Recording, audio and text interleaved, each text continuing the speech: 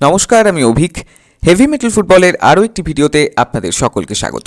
আশা করি সকলেই খুব ভালো আছেন এবং সুস্থ আছেন।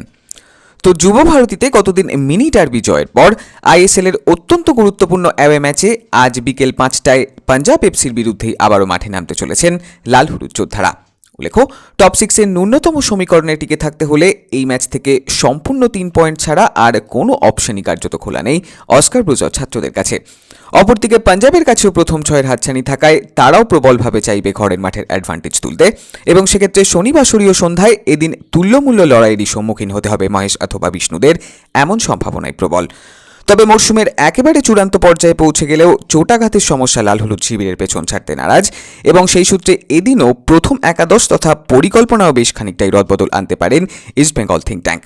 সব মিলিয়ে পাঞ্জাবের বিরুদ্ধে অতি গুরুত্বপূর্ণ খেলায় মাঠে নামার আগেই অস্কার ব্রিগেডের সমস্ত খুঁটিনাটি আপডেটস, ইনসাইটস এবং ম্যাচ প্রিভিউ সংক্রান্ত আলোচনা নিয়ে শুরু করতে চলেছি আজকের এই নতুন এপিসোড।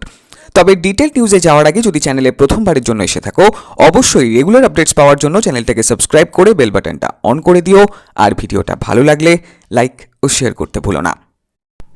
তো মোহামেডানের বিরুদ্ধে গতদিন 3-1 গোলে জয়ের পর চলতি আইএসএল এর অন্যতম গুরুত্বপূর্ণ খেলায় আজ পাঞ্জাবের বিরুদ্ধেই মাঠে নামতে চলেছেন রেড অ্যান্ড গোল্ড ওয়ারিয়াররা। উল্লেখ্য, চোটের কবলে থাকায় এদিন দলের দুই নির্ভরযোগ্য উইঙ্গার রিচার্ড স্যালিস এবং নন্দা কুমার শেখারকে হাতে পাবেন না ইস্টবেঙ্গল থিঙ্ক ট্যাঙ্ক। তবে সাসপেনশন কাটিয়ে লালচুনুঙ্গার দলে ফেরা নিশ্চিতভাবেই লাল হলুদ শিবিরকে যথেষ্টই স্বস্তি দিতে চলেছে, এবং সেই সূত্রে প্রথম একাদশেও এদিন বেশ কিছু রদবদলের পথেই হাঁটতে চলেছেন প্রশিক্ষক অস্কার ব্রুজা। অপরদিকে পূর্ণশক্তির দল নিয়ে এদিন পাঞ্জাব মাঠে নামবে, এবং সেই সূত্রে লুকামাজানদের গতিশীল আক্রমণকে রোখায় এদিন বড় চ্যালেঞ্জ লাল হলুদ রক্ষণভাগের সামনে। এখন দেখার গতদিনের মোহামেডান ম্যাচের মতোই এদিন পাঞ্জাবের বিরুদ্ধেও জয়ের ধারা বজায় রাখতে পারেন কিনা ইস্টবেঙ্গল ফুটবলাররা।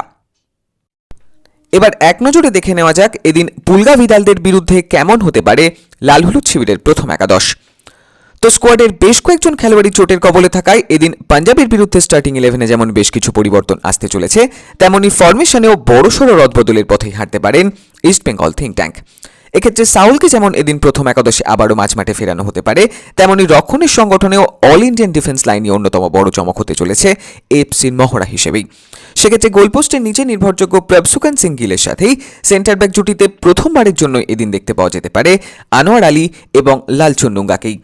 সেই সাথেই লেফট ব্যাকে নিশু কুমার এবং রাইট ব্যাকে মোহাম্মদ জাকিবকেই এদিন অস্কার ব্যবহার করবেন পাঞ্জাবের প্রান্তিক আক্রমণকে রোখার জন্যই।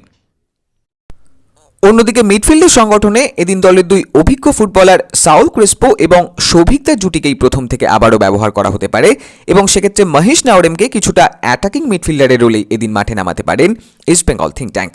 সেই সাথেই লেফট চ্যানেলে মেসি বাউলি এবং রাইট উইংয়ে পিভি বিষ্ণুর সাথেই একেবারে আফ্রান্টে দেমিত্রিস দায়ামান্তাকসি এদিনও হতে চলেছেন লাল হলুদ শিবিরের প্রধান হাতিয়ার।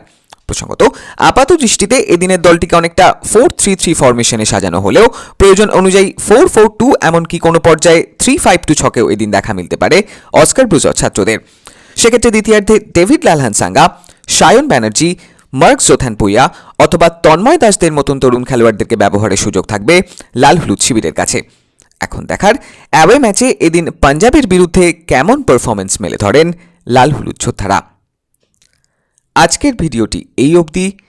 ইন্ডিয়ান ফুটবল এবং ইস্ট বেঙ্গল রিলেটেড এমনই সব আপডেট এবং অ্যানালিসিস নিয়ে আবারও কথা হবে নতুন একটা ভিডিওতে।